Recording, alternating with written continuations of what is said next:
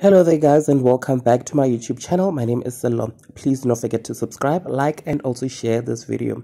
So Kelly Khumalo finally opened up about her murdered baby daddy Usenzo on her latest episode of a reality show, particularly about Advocate Defo's allegations that she was the one who pulled the trigger.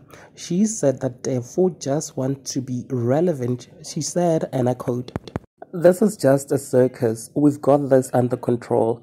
There's no need for us to be rattled because someone decided to throw a tantrum in court and wants to be relevant," she said. Ever since this case started, there's been numerous allegations to now me literally pulling the trigger, and there's an eyewitness. Now the attorney has to now represent these eyewitnesses. He withdraws from the case. Come on, this looks like a person who wanted attention and was using my name to get attention. And when he had to now prove all these allegations that he has made before the court and he knows he can't, he withdraws.